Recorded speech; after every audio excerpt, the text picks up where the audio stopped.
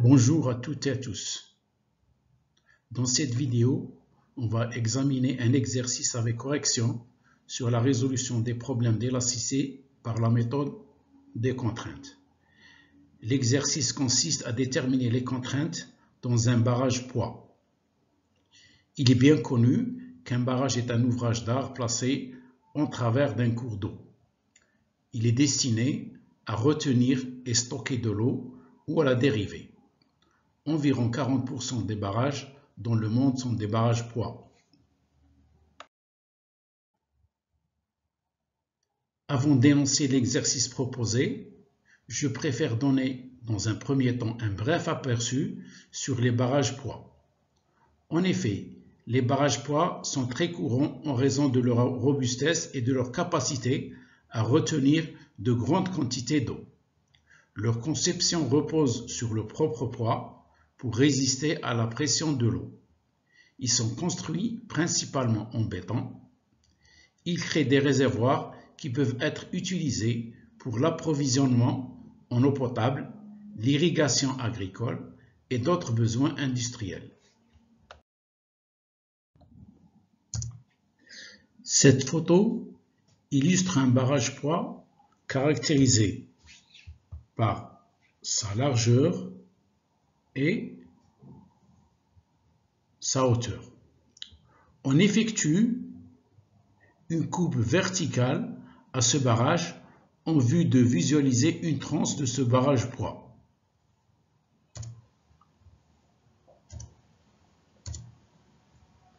Ce schéma indique une tranche de ce barrage, laquelle met en évidence la structure du barrage depuis sa base jusqu'au sommet. Les éléments typiques que l'on peut voir dans la tranche de ce barrage sont les suivantes. On a d'abord la fondation.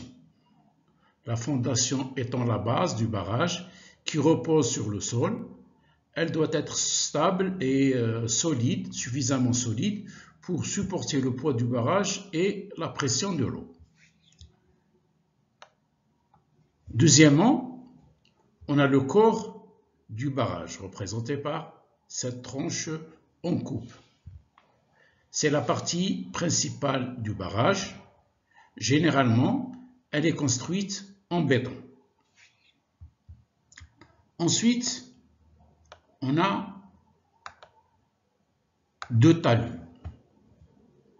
Un talus amont, cette partie, qui est en contact avec le réservoir d'eau, et un talus en aval qui est incliné afin de fortifier le barrage. Voici grosso modo les principales parties d'un barrage poids. Après avoir donné un bref aperçu sur les barrages poids, entrons maintenant dans le vif de notre sujet. Abordons l'énoncé de l'exercice. Soit un barrage poids de section transversale triangulaire OAB. OAB. Ici, vous avez le schéma de la tranche du barrage. Le matériau composant le barrage est supposé élastique, linéaire et isotrope. Les masses volumiques du matériau du barrage et de l'eau sont respectivement ρB et ρE. La face OA du barrage est soumise à la poussée de l'eau ρEGY, où G est l'accélération de la pesanteur, Y est une coordonnée du point situé sur la face OA. on a schématisé la poussée de l'eau, ρ, G, Y. Vous avez sa schématisation par cette répartition de poussée le long du segment OA. La base AB est parfaitement encastrée au sol. La face qui constitue les fondations du barrage, elle est encastrée au sol. La base, ou plutôt sur la face inclinée OB, est appliquée la pression atmosphérique considérée négligeable. C'est-à-dire sur la face OB est appliquée la pression atmosphérique. Compte tenu que cette pression est négligeable par rapport à la poussée de l'eau, donc on va la négliger.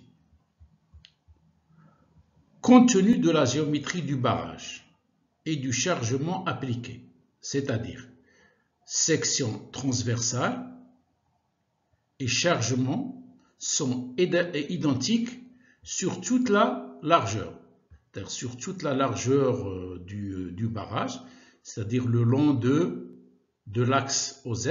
OZ est perpendiculaire à ce plan-là, qu'on a montré tout à l'heure pour le barrage plan, selon la largeur. Donc vous avez la section transversale est identique et le chargement est identique. Pour cette raison, nous supposons un état de contrainte plane. En fait, la déformation de la direction de la largeur, c'est-à-dire la direction OZ, perpendiculairement à ce plan, est empêchée par les tranches voisines. C'est-à-dire chaque tranche, elle empêche ses voisines de se déplacer selon l'axe OZ, selon c'est-à-dire la direction de la largeur du barrage. Ce qui génère un champ de déplacement entièrement situé dans le plan XY.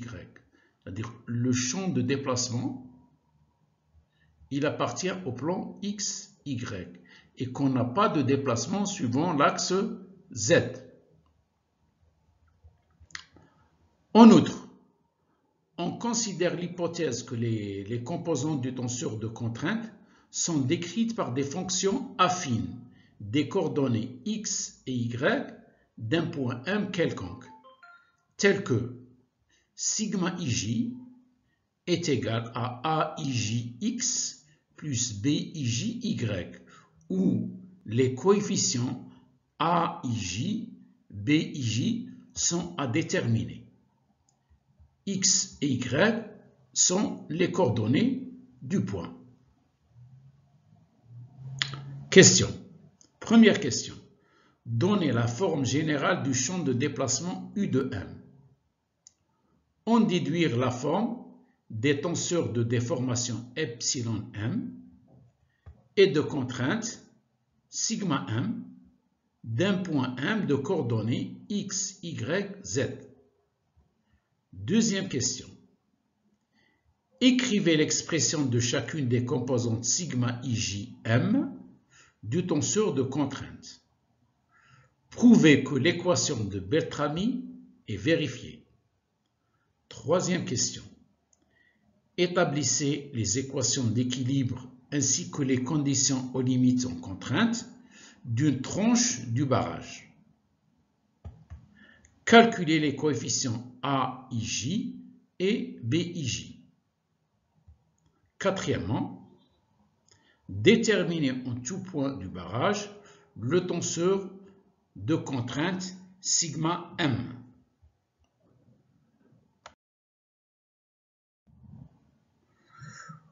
Pour une meilleure compréhension, je vous conseille de mettre cette vidéo en pause et de résoudre l'exercice.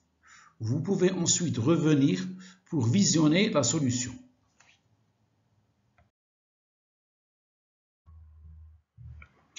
Réponse à la première question. Forme générale du champ de déplacement et déduction des formes des tenseurs de déformation et de contrainte. Étant donné qu'on est en déformation plane et que le déplacement suivant l'axe des Z est nul, donc on a UZ est égal à 0, et que les composantes UX et UY ne dépendent que des coordonnées X et Y. Donc le champ de déplacement, il se présente sous cette forme-là. Ayant le champ de déplacement, on peut déterminer, par la relation qui lie le déplacement aux déformations, le tenseur de déformation.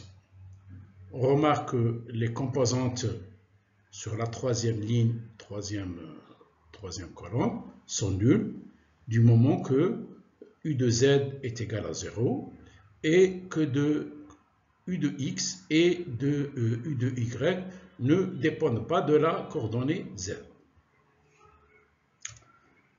Par le biais de la loi de comportement, le tenseur de contrainte, il se présente sous cette forme-là. On remarque que sigma ZZ n'est pas nul en cas de déformation plane, contrairement à la composante epsilon ZZ, et qui est égale à 0. Et connaissant epsilon ZZ qui est nul, on déduit la contrainte sigma ZZ. On remarque que sigma ZZ, elle est donnée par la relation nu que multiplie sigma XX, sigma YY. C'est-à-dire que sigma ZZ, à son tour, ne dépend aussi que des coordonnées X et Y.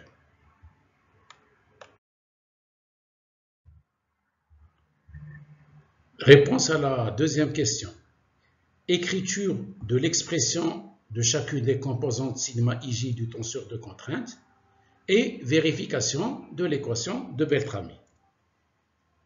Donc nous avons pris l'hypothèse que toutes les composantes du tenseur de contrainte sont des fonctions linéaires, des coordonnées x et y, telles que sigma ij est égal à aijx plus bijy. Les coefficients aij et bij sont à déterminer. Donc la composante sigma xx est égale à axx que multiplie x plus bxx que multiplie y. Sigma xy est égal à axy x plus bxy y. Sigma yy est égal à ayx plus byy y. Et sigma zz, compte tenu que sigma zz c'est nu que multiplie sigma xx plus sigma yy, on remplace sigma xx par son expression et sigma yy par son expression, et on retrouve cette relation, c'est-à-dire sigma zz, elle sera exprimée en fonction des coefficients axx, ayy et bxx et byy. Donc nous avons les 6 termes axx, bxx, axy, bxy, ayy et byy qui sont inconnus.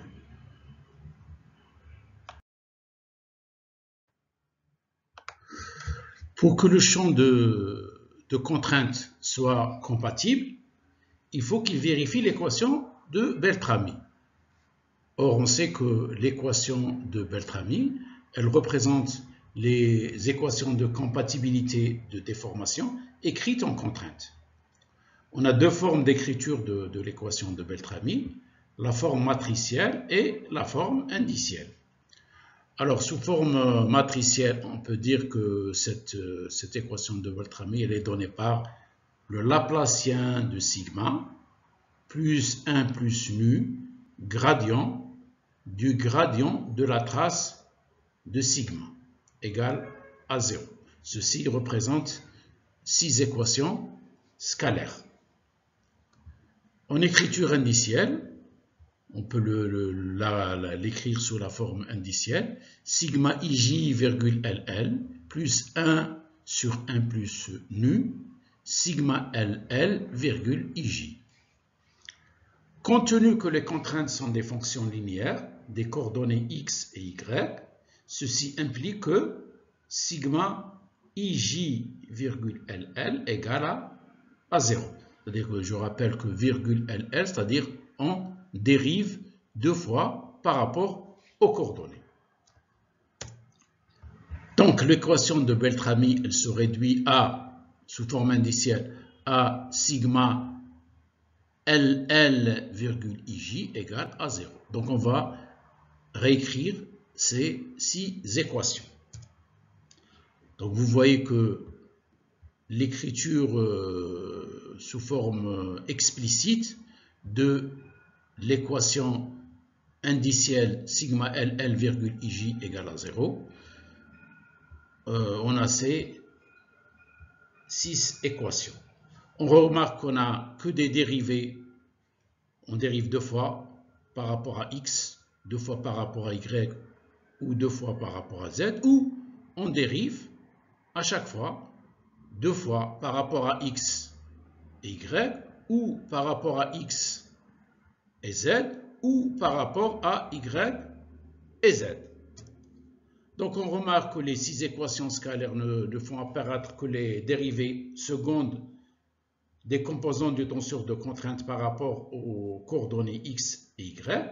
Or, ces composantes suivent une variation affine par rapport aux coordonnées x et y. Par conséquent, toutes ces dérivées secondes sont nulles, c'est-à-dire toutes ces composantes sont nulles. Toutes ces composantes, elles sont nulles.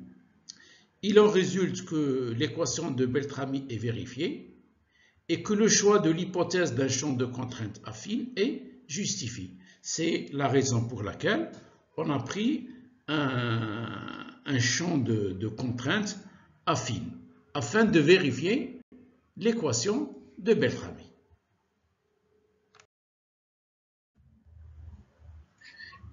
Réponse à la troisième question. Établissement des équations d'équilibre et des conditions aux limites en contrainte d'une tranche du barrage, détermination des coefficients AIJ et BIJ. Donc on a déterminé, on a plutôt défini 6 termes. Pour les calculer, il nous faut 6 équations. Donc il faut autant d'inconnus que d'équations.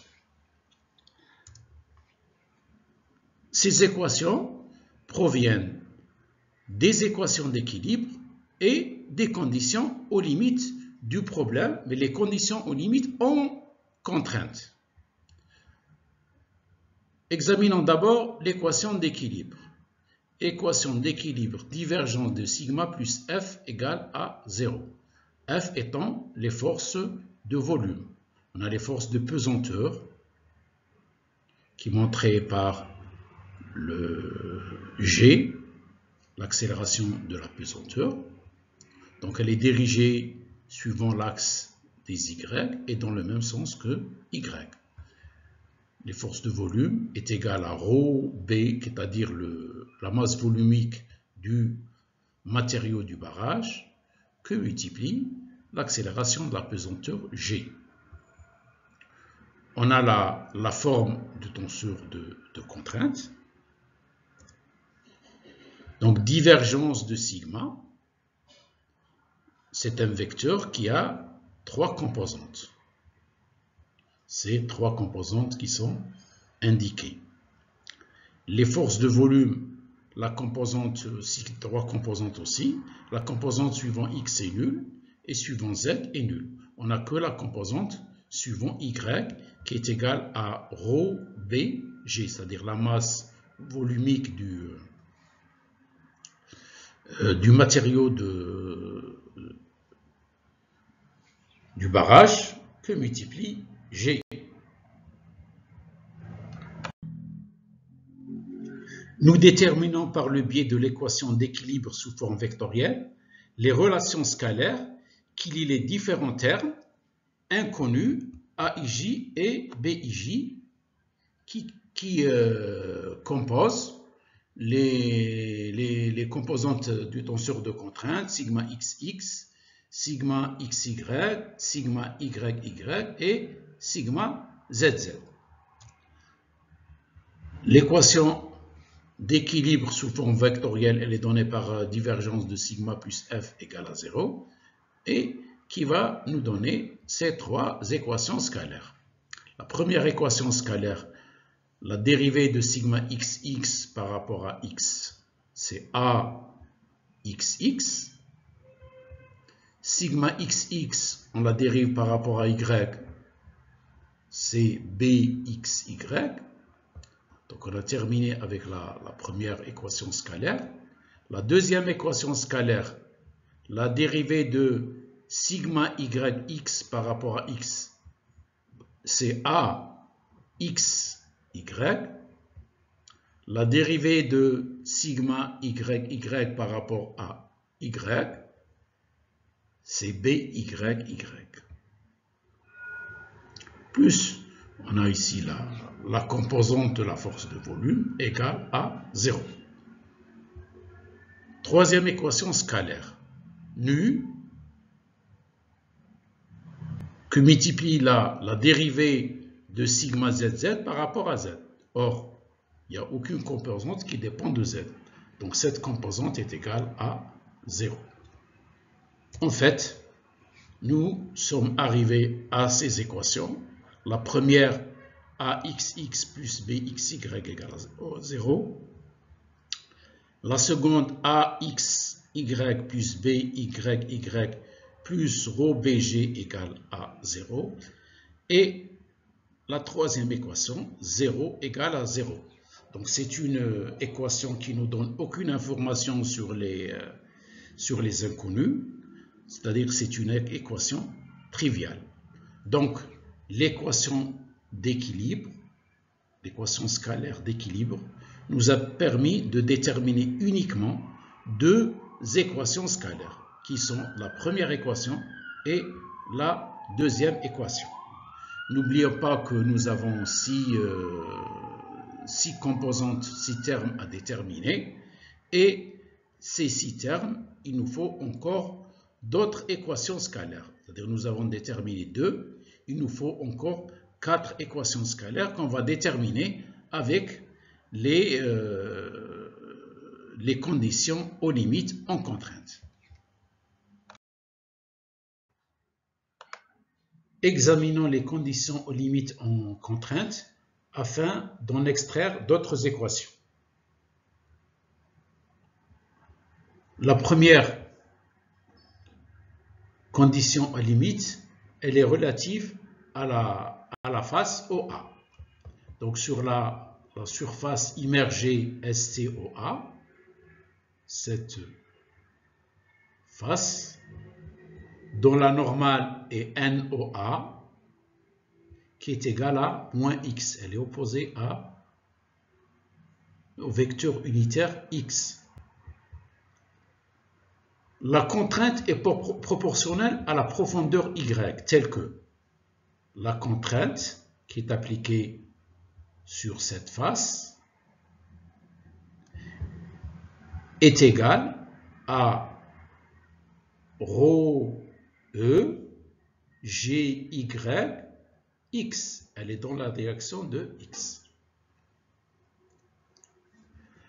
Un point M qui est situé sur cette face, il a pour coordonnées x égale à 0 et y compris entre 0 et h. 0 en haut et h au point A. Donc le vecteur contrainte en ce point est égal au produit matriciel de sigma par la normale qui est égale à moins x. En prenant les coordonnées du point M appartenant à cette facette OA, telle que x est égal à 0, quand on remplace, on aura là cette forme du tenseur de contrainte. Et on fait le produit avec moins x, c'est-à-dire cette normale NOA qui est égale à moins x. Donc c'est moins 1, 0, 0. Elle est égale au vecteur contrainte sur cette face, qui est dans la direction de x, ρ, E, G, Y,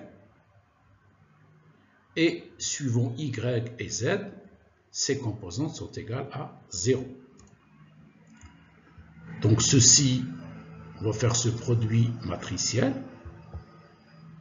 Donc, ce produit matriciel de sigma par la normale, ça donne moins bxxy,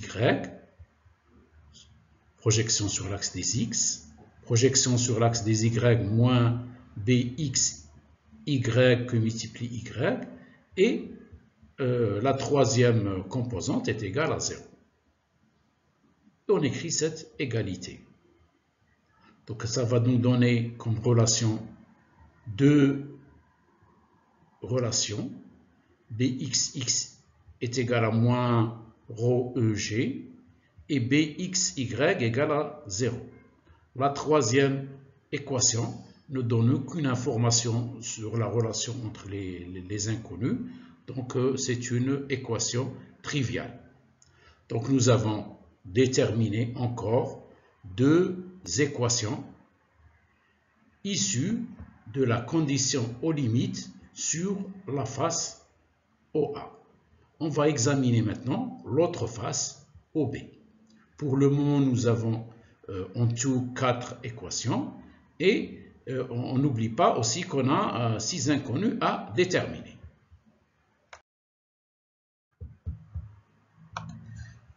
Sur la surface à l'air libre, STOB, c'est-à-dire sur la face OB, dont la normale est NOB, telle que NOB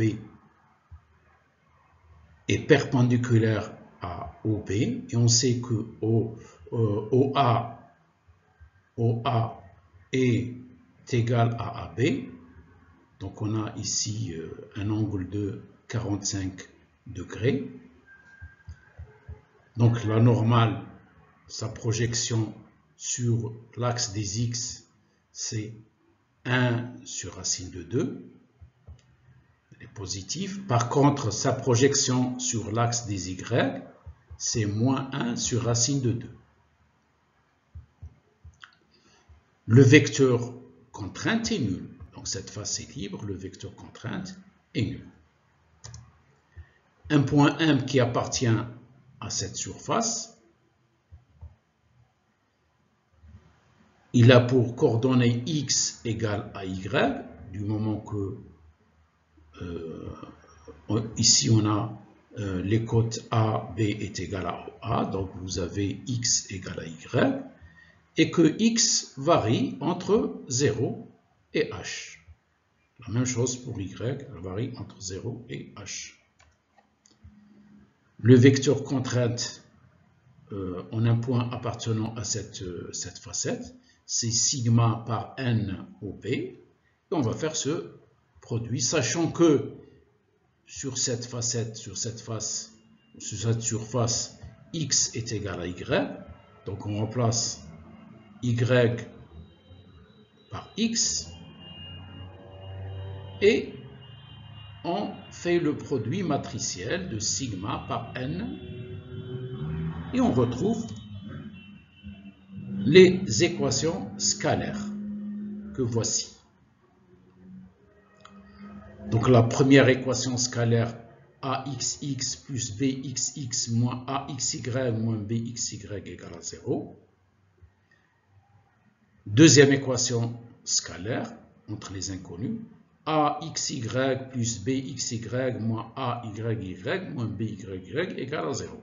Et la troisième équation est triviale, c'est-à-dire qu'elle ne donne aucune relation entre les inconnus. Ainsi, nous avons obtenu encore deux équations. Donc en tout, nous avons 6 équations. Nous pouvons maintenant déterminer les inconnus.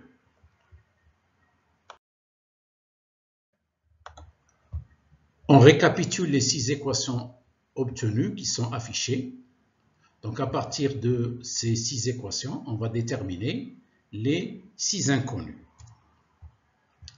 De l'équation 3, on tire directement que Bxx est égal à moins ρG, ρE que multiplie G. De l'équation 4, Bxy est égal à 0. Et on reprend l'équation 1 pour laquelle on détermine que AXX est égal à 0. De l'équation 5, on a AXX qui est égal à 0, BXX est égal à moins ρE que multiplie G, AXY est inconnu, BXY est égal à 0. Donc de cette équation, on extrait AXY qui est égal à moins ρE G. De l'équation 2, nous avons AXY qu'on a déjà déterminé, c'est moins ρE G. BYY est inconnu, plus ρBG égale à 0. Ceci nous permet de déterminer BYY qui est égal à G que multiplie ρE moins ρB. De l'équation 6, AXY, on a déterminé, c'est moins ρEG. BXY est égal à 0. AYY est inconnu. BYY qu'on a déterminé, c'est G que multiplie ρE moins ρB est égal à 0. Et nous déterminons AYY qui est égal à G que multiplie ρB moins 2 ρE. Ainsi, nous avons déterminé les 6 coefficients. Nous pouvons maintenant passer directement au calcul du tenseur de contrainte.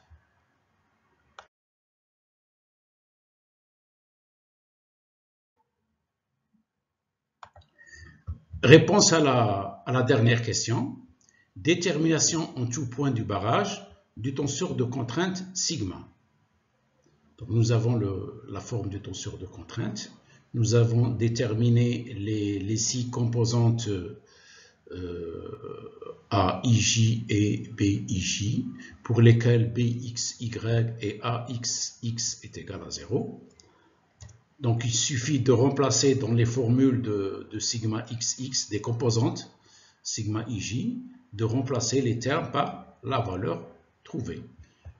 À titre d'exemple, sigma XX comme AXX est égal à 0 et BXX est égal à moins ρEG. Donc la contrainte sigma XX, ce sera moins ρEG par Y. C'est une contrainte de compression du fait que Y est toujours positif dans en tout point du barrage et G est positif. Donc sigma XX est une contrainte de compression. Nous déterminons aussi les autres composantes. Sigma XY, c'est moins ρEGX. La composante sigma YY qui est affichée ici. Et la contrainte sigma ZZ. On voit bien que les contraintes dépendent des deux masses volumiques, que ce soit pour l'eau ou pour le barrage, des coordonnées du point X et Y et de l'accélération, de la pesanteur. Nous pouvons aussi continuer cet exercice en posant des questions, par exemple, sur la détermination du temps sur déformation. Pour cela, il suffit d'appliquer la loi de comportement. Voici pour l'ensemble de cet exercice.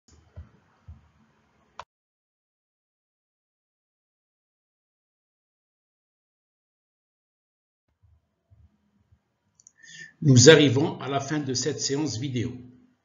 Dans le prochain épisode, nous aborderons un autre problème lié à la même thématique, à savoir la résolution des problèmes d'élasticité par la méthode des contraintes.